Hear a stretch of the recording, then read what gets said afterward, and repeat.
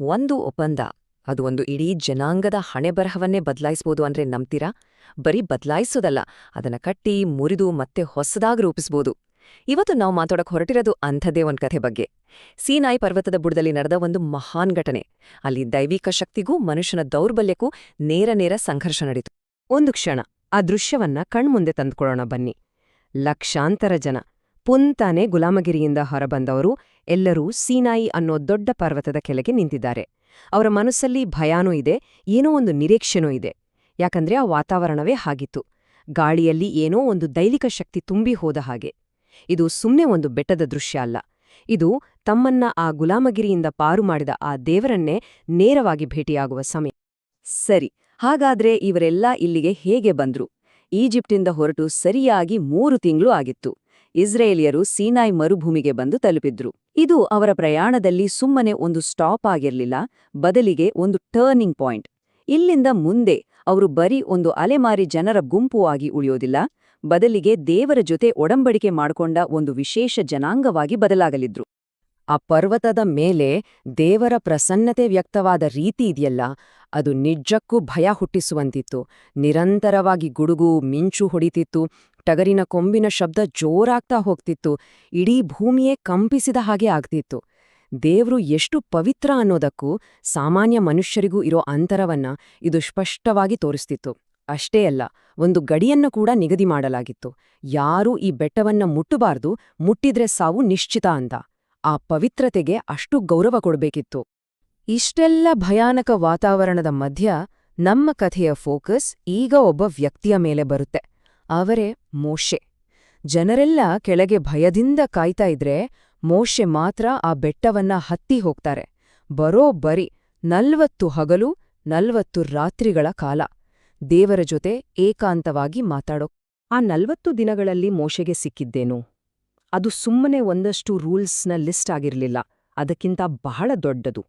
ಅದು ಒಂದು ಇಡೀ ಜನಾಂಗವನ್ನ, ಒಂದು ಹೊಸ ಸಮಾಜವನ್ನ ಹೇಗೆ ಕಟ್ಟಬೇಕು ಅನ್ನೋದಕ್ಕೆ ಒಂದು ಕಂಪ್ಲೀಟ್ ಬ್ಲೂ ಪ್ರಿಂಟ್ ಆಗಿತ್ತು. ಅಂದ್ರೆ ಪೂಜೆ ಮಾಡೋಕ್ಕೆ ಒಂದು ಜಾಗ, ಅಂದ್ರೆ ದೇವದರ್ಶನ ಗುಡಾಲ ಹೇಗಿರ್ಬೇಕು, ಯಾಜಕರು ಯಾವ ರೀತಿ ಬಟ್ಟೆ ಹಾಕ್ಬೇಕು, ವಾರದಲ್ಲಿ 1 ದಿನವನ್ನ ದೇವರ ಹೆಸರಿನಲ್ಲಿ ಹೇಗೆ ಮೀಸಲಿಡಬೇಕು, ಹೀಗೆ ಪ್ರತಿಯೊಂದು ವಿಷಯವೂ ಇತ್ತು.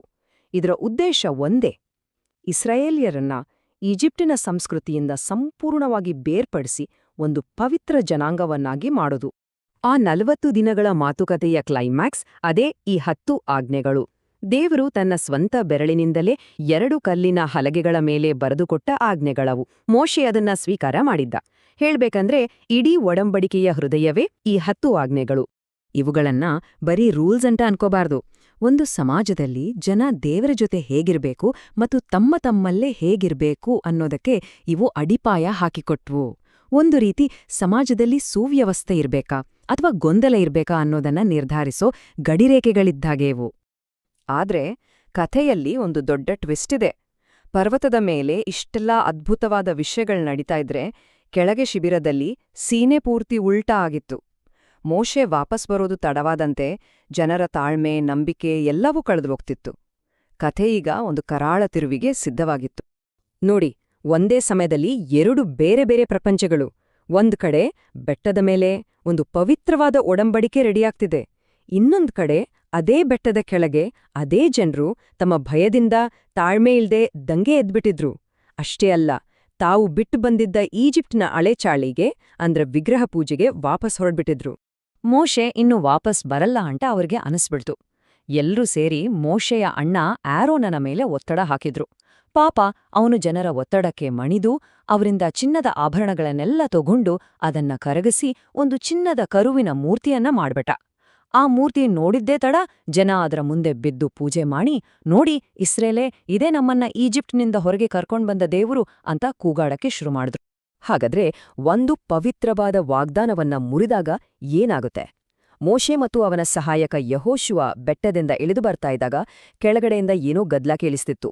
ಹತ್ರ ಬಂದಾಗ ಅವರಿಗೆ ಗೊತ್ತಾಯ್ತು ಆ ವಾಗ್ದಾನ ಮುರಿದಿದ್ದರ ಪರಿಣಾಮ ಎಷ್ಟು ವಿನಾಶಕಾರಿ ಅಂತ. ಟೆನ್ಷನ್ ಏಕ್ದಮ್ ಪೀಕಲ್ಲಿತ್ತು. ಶಿಬಿರಕ್ಕೆ ಬಂದು ನೋಡಿದ ಮೋಶೆಗೆ ಶಾಕ್. ಜನರೆಲ್ಲ ಆ ಚಿನ್ನದ ಕರುವಿನ ಸುತ್ತ ಕುಣಿದು ಕುಪ್ಪಳಿಸ್ತಾ ಇದ್ರು.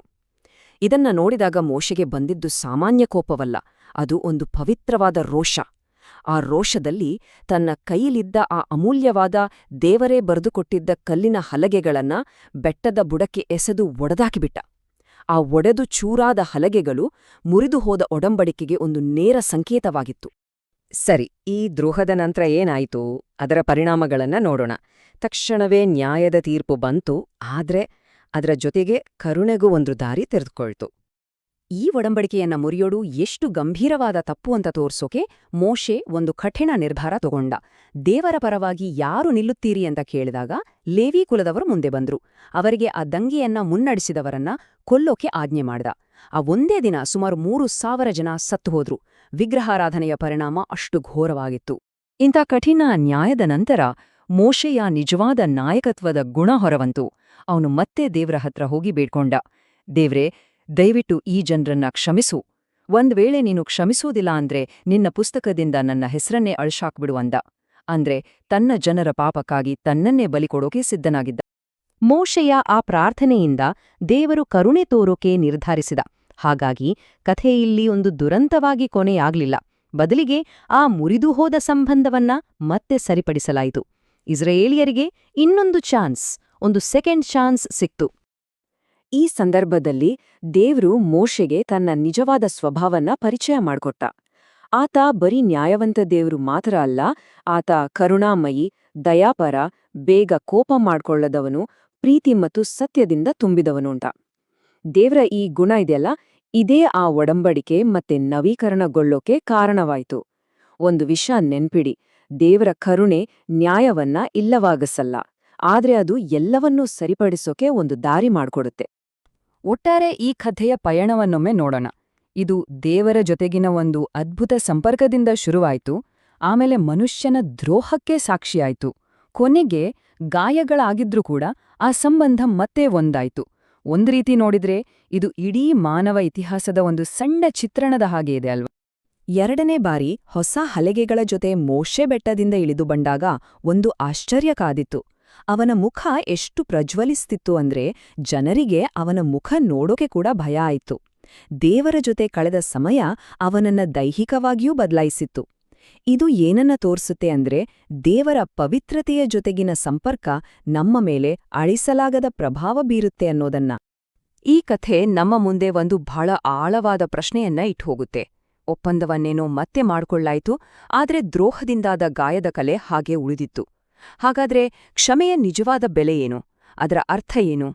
ಕ್ಷಮೆ ಅಂದ್ರೆ ಆದ ಗಾಯವನ್ನ ಪೂರ್ತಿಯಾಗಿ ಮರ್ತ್ಬಿಡೋದಾ? ಅಥವಾ ಆ ಗಾಯದ ಜೊತೆಗೆ ಬದುಕ್ತಾ ಮುಂದೆ ಸಾಗೋಕೆ ಶಕ್ತಿ ಕೊಡೋದಾ? ಯೋಚಿಸ್ಬೇಕಾದ ವಿಷಯ.